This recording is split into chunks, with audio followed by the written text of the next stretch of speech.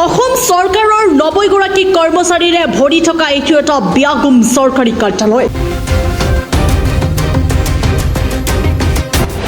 চৰকাৰী দৰমহা খোৱা এই কাৰ্যালয়ত ৯০ জন কৰ্মচাৰীৰ পৰিৱৰ্তে উপস্থিত মাত্ৰ ৯ গৰাকীও কৰ্মচাৰী। সাংবাদিকৰ কেমেৰা দেখি খৰ্গহস্ত এইগৰাকী কৰ্মচাৰী। You better come with me. মোৰ ডিউটি ক'ত মই আপোনাক তাতে দেখাম। আপুনি এইবিলাক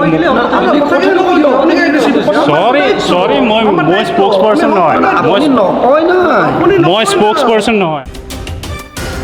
গুৱাহাটী মহানগৰীৰ কাষৰীয়া ৰাণীস্থিত অসম চৰকাৰৰ পাম পৰিচালনা প্ৰশিক্ষণ কেন্দ্ৰ সঞ্চালকৰ কাৰ্যালয়ত চৰকাৰী দৰমহা খোৱা কৰ্মচাৰী আছে বহুত, কিন্তু কাৰ্যালয় উপস্থিত নাথাকে কৰ্মচাৰী। দিনৰ 11 বজালৈ ৯০ গৰাকীৰ পৰিৱৰ্তে প্ৰায় ৯ গৰাকীহে উপস্থিত। বহু কোঠালীৰ তলাই খোল নাখায় এই কাৰ্যালয়টো।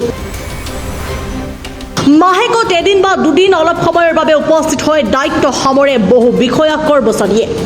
ৰাজহুৱা অভিযোগৰ ভিত্তিত সাংবাদিকৰ দল কাৰ্যালয়ত উপস্থিত হোৱাৰ পিছতেই কৰ্মচাৰীয়ে কৰিলে উদ্যত্ত আচৰণ। পৰীক্ষাৰ দিনাও পলমকৈ উপস্থিত হয় বিষয়া। শুনক এইগৰাকী কৰ্মচাৰীৰ মুখেৰে। ডেজিগনেশ্যন মোৰ ডক্টৰ ইয়েন ইছলাম আৰু ডেজিগনেশ্যন এছিষ্টেণ্ট ডাইৰেক্টৰ। আপুনি মাহত 2 দিন বা 3 দিন নাই, মিছা কথা। মই সদায় আহোঁ। সুধক ডাইৰেক্টৰ। কেইটা বজাত আহে? মই মেক্সিমাম 10টা বজাত আহোঁ। আজি 11টা বজাৰ পিছত আজি যে ক'লোঁ মোৰ গাড়ীখন অলপ ডিষ্টাৰ্ব দিছিল আৰু ৰেল গেট মানে একবাৰ মুখত পৰিলোঁ তেতিয়া ৰেল গেটটো বন্ধ হৈ গ'ল। সদায় ডিষ্টাৰ্ব হয়? নাই সদায় কোনোদিন ডিষ্টাৰ্ব নহয়। আপুনি মাহেকত 2বাৰ বা 3বাৰহে আহে? না, মিছা কথা। মই ক্লাছ কৰি আছোঁ, ক্লাছ আছে, চিডিউল আছে। মই সদায় আহোঁ। আপুনি অকণমান আগত লৰালৰিকৈ পৰীক্ষা হলত সোমাই আপোনাৰ জুনিয়ৰখিনি কৈছে মই পৰীক্ষা চলাই থকা বুলি কবি। মই নহয় পৰীক্ষা হলত আছোঁ কাৰণে কৈছোঁ যে 11টা বজাৰ পিছত সোমাইছে, আমাৰ কেমেৰাত বন্ধ নহয় সেইটো হয়। মই কৈছোঁ যে আমাৰ চেম্বাৰত যাব পাৰে, ক'ব বোলে পৰীক্ষা হলত আছে। মই সেইটো পৰীক্ষাৰ দিনত আপুনি আগতীয়াকৈ আহিব নোৱাৰে? এজন ইনভিজিলেটৰ আছে, আছে মই তেওঁ চলাই আছে। মই ফোন কৰি কৈছোঁ বোলে মই জাষ্ট আহি পাম, 2-1 মিনিট দেৰি হ'ব পাৰে। নাই সেইটো নহয়। দৰমহাটো পাবই? দৰমহাটো এতিয়া চৰকাৰে দি আছে, নাহিলেও কথা নাই সেইটো নহয় দেই। মোৰ চাকৰি জীৱনত মই সদায় সদায় ৰেগুলাৰ। নাই শুনক, আমাৰ অফিচাৰখিনিৰ সাধাৰণতে এটেণ্ডেঞ্চ মেইনটেইন নহয়। অফিচাৰখিনি আমি গেজেটেড অফিচাৰে এটেণ্ডেঞ্চত চাইন কৰিব নালাগে। আচলতে আমাৰ সময় মেইনটেইন কৰিব লাগে। সেইটো নকৰোঁ নহয়, মই সদায় কৰোঁ। মই কৈছোঁ এই ধৰণে অৰাজক পৰিৱেশেৰে চলি আছে এই কাৰ্যালয়। শুনক এগৰাকী বিষয়াৰ ভাষ্য। ইয়াৰ কৰ্মচাৰী প্ৰায় 90 জন মানে আছে, কিন্তু ভেকেণ্ট আছে প্ৰায় 45 জন মানে ভেকেণ্ট আছে।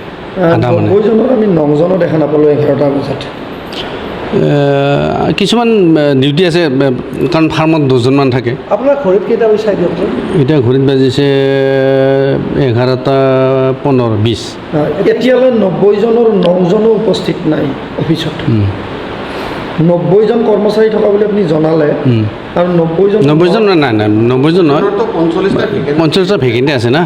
90 জন নাই, 45 জন আছে। 9 জন আমি দেখা নাই, কি হ'ব? নাই, আছে ফাৰ্মত আছে। কেইজন? ফাৰ্মত আছে, ফাৰ্মতো 10 জন আছে, আৰু ইয়াত আছে 9 জন, নাই বেছি আছে। গোটেইকেইজন মাতি দিলে হ'ল। আছে ইয়াত, কাৰণ আমাৰ পৰীক্ষা চলি আছে তো। মই এতিয়ালৈ এটেণ্ডেঞ্চ জুনিয়ৰ কোনো নাহে নেকি? ছিনিয়ৰটো তেনেকুৱা নাই। ছিনিয়ৰ আমাৰ একাউণ্টেণ্ট আছে, তেওঁ ফোন কৰি কৈছে যে মই আজি ছাৰ অকণমান অসুবিধা আছে, অলপ দেৰি হ'ব। বাইদেউ টুৰত আছে, শিলচৰ টুৰত আছে। আৰু আমাৰ এজন অফিচাৰ ইনচাৰ্জ আছে, তেওঁ তাৰমানে হেৰিত যাব, খানাপাৰা যাব। কথাবোৰ যথেষ্ট কথা আছে, চৰকাৰী সুবিধা পাইছে নিশ্চয়। কথাবোৰ আচলতে তলা খোলাই নাযায় বুলি কয় ৰাইজে। তলাটো নুখোলে বুলি ক'ব নোৱাৰে, তলা খোলে, সময়তে খোলে। হ'লেও মানে কি ভিতৰৰ জেগাৰ কাৰণে অকণমান দূৰৰ কাৰণে অকণমান অহাত দেৰি হয় কিছুমানৰ, কাৰণ কমিউনিকেশ্যন একদম বেয়া।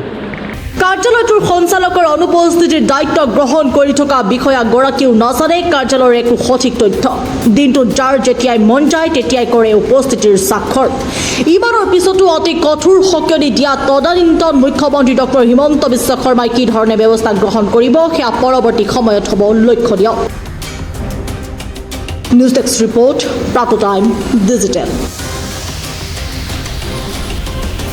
শদিয়াৰ পৰা ধুবুৰীলৈ, বৰাকৰ পৰা ব্ৰহ্মপুত্ৰলৈ সকলোৰে মাজত চিনাকি এটা নাম প্ৰাতঃ টাইম। থলুৱা ভাষা, কৃষ্টি আৰু সত্য বাতৰিৰ আধাৰত প্ৰতিষ্ঠিত খবৰ প্ৰাতঃ টাইমৰ প্ৰতিটো বা বাতৰি পুংখানুপুংখভাৱে চাবলৈ Facebook, YouTube, website, Twitter, Instagram আৰু ব্লগাৰ পেজত লাইক আৰু ফ'ল' কৰক। ধন্যবাদ।